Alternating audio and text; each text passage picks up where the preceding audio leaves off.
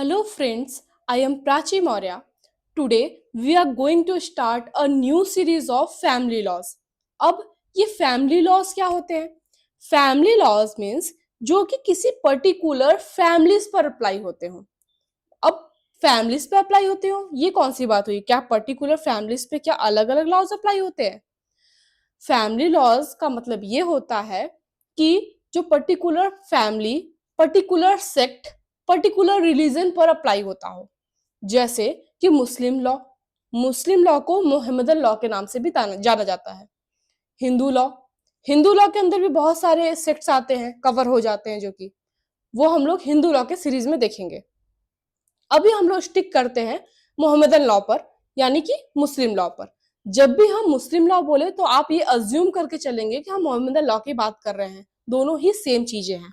Okay, तो family law के series में हम लोग एक सीरीज स्टार्ट कर रहे हैं मुस्लिम लॉ की। इतनी बात तो आपको समझ में आ गई। मुस्लिम्स लॉ, इसको पर्सनल लॉ भी कहते हैं। पर्सनल लॉ इसलिए कहते हैं क्योंकि ये किसी पर्टिकुलर पर्सन्स पर अप्लाई हो रहा है। Applicability of particular branch of law upon persons. Laws may be either territorial or personal. Law दो तरह के हो सकते हैं, या तो टेरिटोरियल लॉज होते हैं या फिर पर्सनल लॉज होते हैं। टेरिटोरियल लॉ मीन्स ये कि इस टेरिटरी के अंदर जो भी रहेगा उसके ऊपर वो लॉज अप्लाई होंगे। पर्सनल लॉ क्या होते हैं? मतलब इस टेरिटरी के अंदर तो जो लॉ अप्लाई हो रहा है वो तो हो ही रहा है भाई, ये तो अलग बात हो गई। दूसरी बात ये हो रही है कि जो इस सेक्ट से बिलोंग करेगा, इस पर्टिकुलर कल्चर को जो अपना रहा है, इस पर्टिकुलर रिलीजन को जो अपना रहा है, उसके ऊपर ही ये लॉ अप्लाई होगा। मीन्स ये ब्रॉडर है, ये थोड़ा सा नैरोवर है पर्सनल लॉस। और डिटेलिंग में देखते हैं थोड़ा इसे। अब a territorial law is applied in a particular territory. ये जो टेरिटोरियल लॉ होता है, हमने अभी देखा कि ये किसी पर्टिकुलर टेरिटरी पर ही अप्लाई होता है and is applicable upon persons of all communities living in that particular territory. सारी कम्युनिटी के, जो भी कम्युनिटी से बिलोंग कर रहे हो, सेक्ट से बिलोंग कर रहे हो, रिलीजन से बिलोंग कर रहे हो, कास्ट से बिलोंग कर रहे हो, यहाँ पे ये मैटर नहीं कर रहा है। यहाँ पे ये मैटर कर रहा है कि इस टेरिटरी में रह रहे हैं वो। तो यहाँ पे और कोई चीज मैटर नहीं करती, कोई और बात मैटर नहीं करती, केवल ये मैटर करता है कि वो जो पर्सन्स रह रहे हैं वो इस टेरिटरी में रहने चाहिए। जो भी इस टेरिटरी के अंदर रह रहा है उसके ऊपर वो लॉज अप्लाई होंगे। जो लॉज अप्लाई होंगे उन्हें क्या कहेंगे हम? Territorial laws. उन्हें टेरिटोरियल लॉज कहेंगे। अच्छा, अब इसका एग्जाम्पल क्या है भाई? इसका एग्जाम्पल है आईपीसी, सीआरपीसी, जिसको अब हम लोग BNSS, BSA, BNS, Indian evidence act, Indian contract act के नाम से भी जान रहे हैं।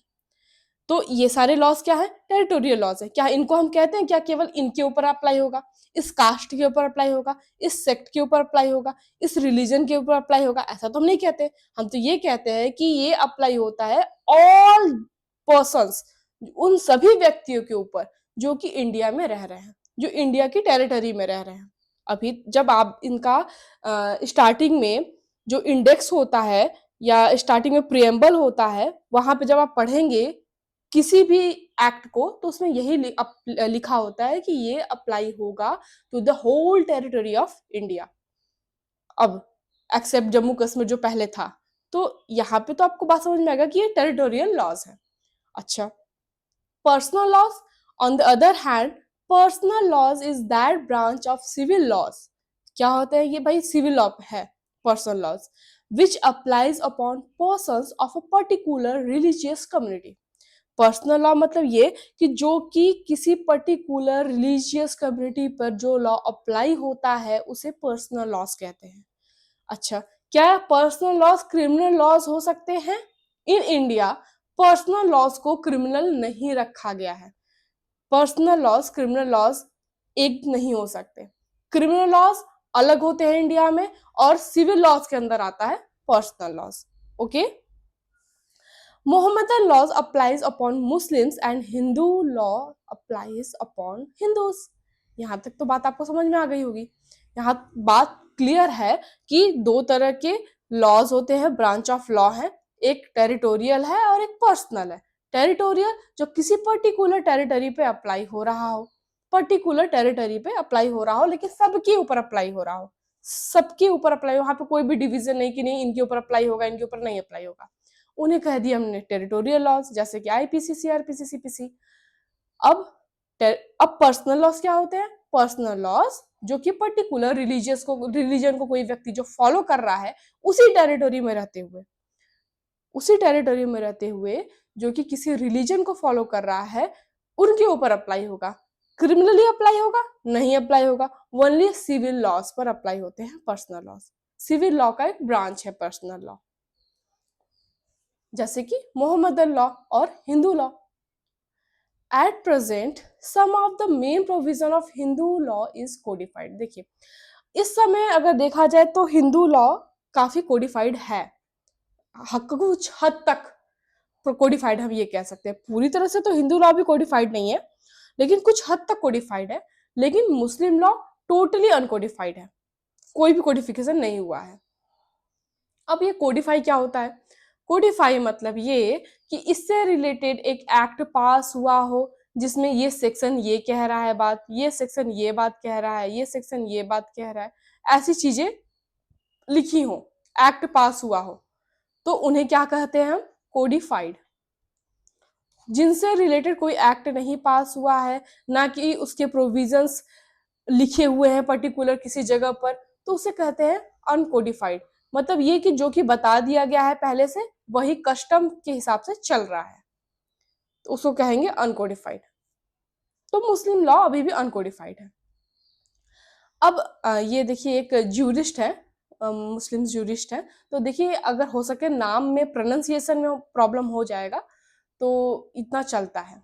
फाइजी हम इसको प्रोनाउंस करेंगे, तो फाइजी कहते हैं that portion of Islamic civil law which is applied to Muslim as personal law.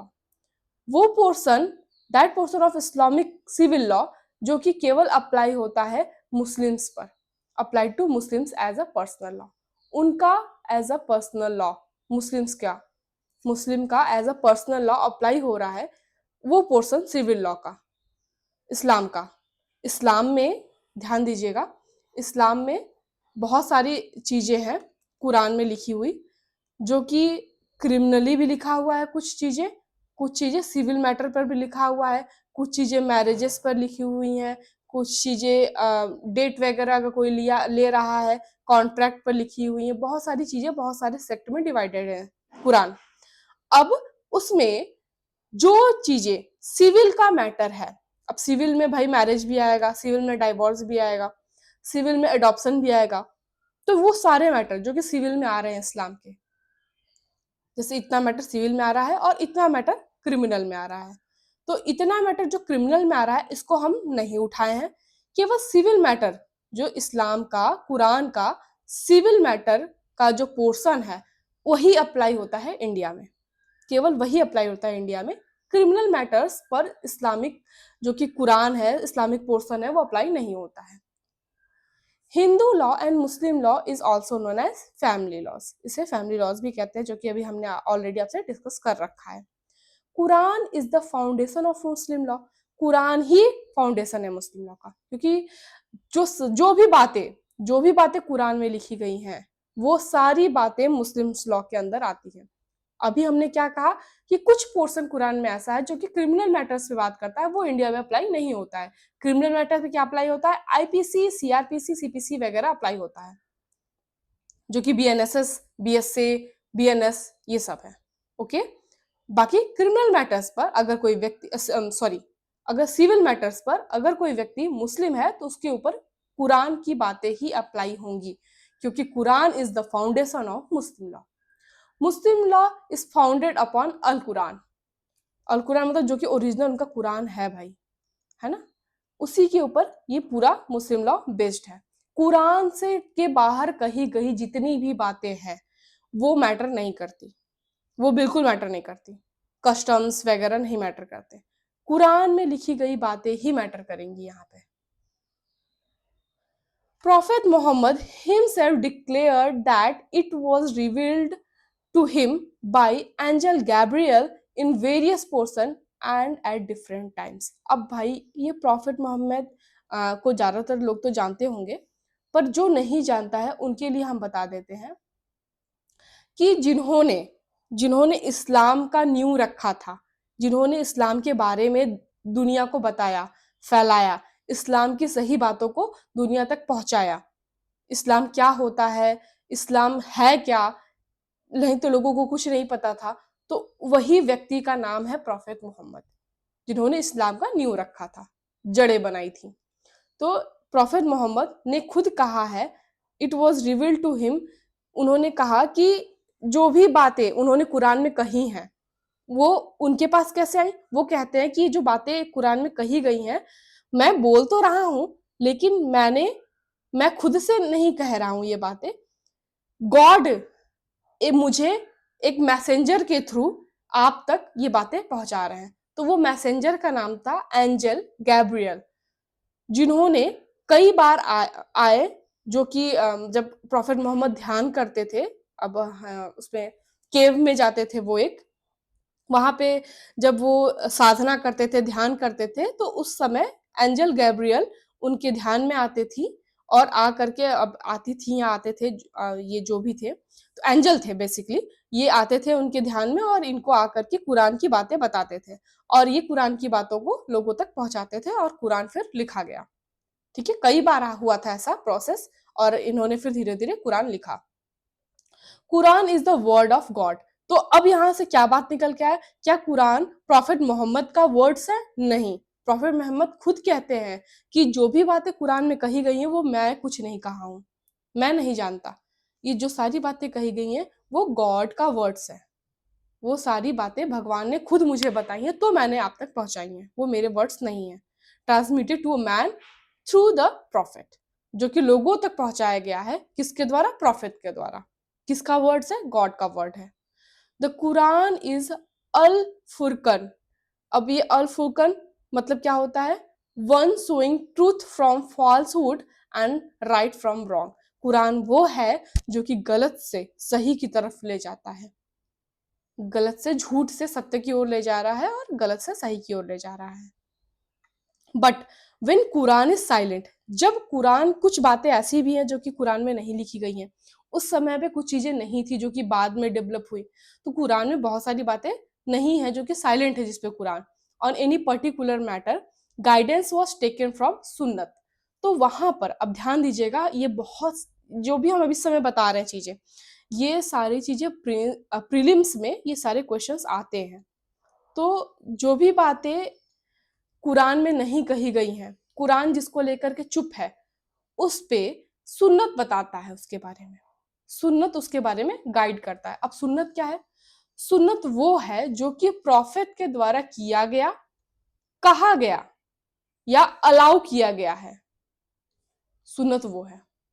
Means जैसे कुरान में कुछ बातें कही गई, बाद में जब उन्हें हम ये कह सकते हैं कि जब उन्हें ज्ञान हो गया, जब कुरान पूरा लिखा गया था, उसके बाद कुछ बातें ऐसी भी थी जिन पे कुरान चुप था, कुरान नहीं बोल रहा था कुछ भी। तो उन बातों से के बारे में जब पूछा गया प्रॉफेट से कि इसके बारे में अब क्या किया जाए, तो प्रॉफेट ने कहा कि जो मैं कर रहा हूं, जो मैं कह रहा हूं, जिसको मैं अलाउ कर रहा हूं, उसे कहा जाएगा सुन्नत। ओके, एंड ऑल्सो हदीस, हदीस भी कहते हैं इसे, हदीस भी कहते हैं। हदीस क्या है? टू द प्रॉफिट सेइंग और the narration of what was said और डन बाय हिम और was in silence upheld by him. जो भी प्रॉफिट ने कहा, किया, या फिर वो भी चुप रहे, वो सारी बातें हदीस है। ठीक है, वही बातें सुन्नत भी कही जाती हैं, हदीस और सुन्नत। अभी हम आपको सुन्नत और हदीस के बीच में डिफरेंस बताएंगे कि क्या डिफरेंस होता है। फिलहाल ये जानिए कि हदीस और सुन्नत वही चीजें हैं जो कि प्रॉफिट ने कहा, किया, जो कि अलाउ किया, जो कि नरेट किया, उसे हदीस और सुन्नत कहते हैं। कुरान में जो बातें नहीं कही गई थी, नहीं की गई थी, जैसे खाना कैसे खाया जाता है, अब ये बातें तो कुरान में लिखी नहीं गई हैं।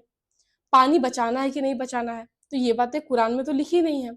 तो इस पे क्या कहा गया कि जैसे प्रॉफिट मोहम्मद करते थे वैसा ही हम लोग भी करेंगे।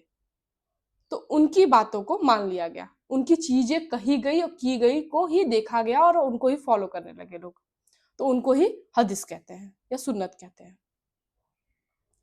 अब हम जानेंगे प्री इस्लामिक अरेबिया के बारे में, जिसे अय्यम ए जाहिलिया भी कहते हैं। मतलब वहां पे बेसिकली जब तक इस्लाम का न्यू नहीं रखा गया था, इस्लाम एग्जिस्टेंस में नहीं आया था, उस समय तक जो अरब के लोग हुआ करते हैं वो बिल्कुल जाहिल हुआ करते थे।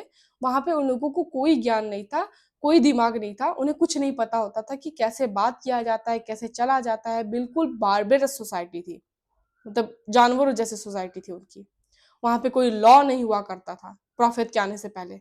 उनके पर्टिकुलर कोई लॉज नहीं हुआ करते थे। वो कबीलों में रहा करते थे, कबीला बना बना करके, आज यहाँ कल वहां कल कहीं और, ऐसे रहा करते थे और ऐसे ही अपना जीवन गुजारा करते थे। किसी को भी मार देते थे, किसी की भी प्रॉपर्टी ले लेते थे। कोई लॉ नहीं, कोई रूल नहीं। जो मजबूत है उसका लॉ है, जो स्वस्थ है वो आगे है, जो कमजोर है वो पीछे है, उसको मार दो, उसको हटा दो। इस तरह की सोसाइटी थी अरब में बिफोर इस्लाम। सब ट्राइबल्स हुआ करते थे। Each tribe was govern by its own laws. सभी जो ट्राइब्स हुआ करते थे वो उनका खुद का लॉज होता था और उनके द्वारा ही वो खुद को गवर्न किया करते थे। वो कोई लॉज नहीं मानते थे, कोई रूल्स नहीं मानते थे, किसी को भी नहीं मानते थे। The conduct of Arabs were regulated by customs. अब उनकी जो रीति रिवाज चली आ रही थी उस हिसाब से वो काम करते थे। उनको किसी से लेना देना नहीं था, उस हिसाब से वो रहा करते थे। They were living in barbarous and inhuman society. जैसा कि हमने आपको बताया कि ये देखिए ऐसे जाहिलों जैसा कैसे पहनना है कपड़े, कैसे रहना है, कुछ नहीं पता, जाहिलों जैसा रहा करते थे। पेरेंट्स ब्यूरिड अलाइव दियर फीमेल चाइल्ड। अपनी जिंदा लड़की होने पर, मतलब फीमेल्स के पास तो कोई राइट ही नहीं हुआ करता था, उन्हें बस वो पैदा हुई और उनको तुरंत जिंदा दफना दिया जाता था जमीन में। Position of women was not much more better than animals. मतलब ये देखिए, इस इमेज में आपको दिख रहा होगा कि ये वुमेन है बेचारी, ऐसे मारा जा रहा है, खींचा जा रहा है, यूज किया जाता था। इनके कोई राइट्स नहीं हुआ करते थे, नो लीगल राइट्स। बस एनिमल और इनके में कोई डिफरेंस नहीं समझा जाता था। जैसे एनिमल को यूज करके लोग छोड़ देते हैं, उसी तरह फीमेल्स को यूज करके लोग छोड़ दिया करते थे। उनकी कोई लीगल राइट नहीं हुआ करती थी। वो भी रखना हो तो रखते थे, नहीं तो जिंदा दफना दिया करते थे। Took very high interest on debts. Gambling किया करते थे। कुछ सुपरस्टिशंस थे उनके कि ऐसे होता है वैसे होता है। आइडोलेट्री पे कुछ विश्वास करते थे, मतलब मूर्ति पूजा वगैरह भी हुआ करती थी। डेट वगैरह काफी लिया करते थे, उधार लेकर के काफी बड़े बड़े इंटरेस्ट पर लिया करते थे। ऐसे पैसे कमाया करते थे वो लोग। फिर इस्लाम आया। इस्लाम कैसे जन्मा? जब प्रॉफिट मोहम्मद पैदा हुए मक्का में इन 571 एडी में। तो प्रॉफिट मोहम्मद एक पॉस्थुमस चाइल्ड है, मतलब जब वो पैदा हुए थे उनके पैदा होने के बाद ही उनके मदर फादर खत्म हो चुके थे। मतलब फादर तो पहले ही खत्म हो गए थे, माँ जब वो 6 साल के हुए तो उनकी माँ भी खत्म हो गई। He was brought up by his uncle Abu Talib के द्वारा वो बड़े किए गए, वो पाल पोस के उन्हें बड़ा किए। He spent much of his time in solitude and he became prophet at the 40th years of his age. मतलब जब वो अपने 40 साल के उम्र के 40 साल पे पहुंचे तब वो प्रॉफिट बने, तब उन्हें ज्ञान आना शुरू हुआ। When he received his first message from the God, तो फिर उन्हें गॉड के तरफ से मैसेज आने शुरू हुए कि आप कुरान के बारे में लोगों को बताइए, फैलाइए इन चीजों को। उसके बाद उन्होंने इस्लाम को स्प्रेड करना शुरू किया हर जगह। तो ये थी जिसकी ब्रीफ हिस्ट्री ऑफ इस्लाम। इस्लाम के पहले कैसी सोसाइटी हुआ करती थी ये हम लोगों ने जाना, और कुरान का क्या महत्व है, हदीस सुन्नत, ये सारी चीजों को हम लोगों ने जाना। नेक्स्ट लेक्चर में इसके और डिटेलिंग में हम लोग जाएंगे और जानने की कोशिश करेंगे इस्लाम क्या है। और दोस्तों, अगर आप इस पीडीएफ को पढ़ना चाहते हैं, लेना चाहते हैं, इस पीडीएफ से पढ़ना चाहते हैं, तो आप इस नंबर पे मैसेज कर सकते हैं फॉर मोर डिटेल। और हमने ऑलरेडी पढ़ा रखा है कॉन्ट्रैक्ट, बीएसए, तो इंडियन एविडेंस एक्ट। अगर आपको वो सब्जेक्ट्स भी पढ़ने हैं तो आप हमें इस नंबर पे कांटेक्ट कर सकते हैं, जिससे हम आपको बता देंगे कि आपको क्या करना है और आप कैसे ज्वाइन होंगे हमारे कोर्सेज में। थैंक यू वेरी मच दोस्तों।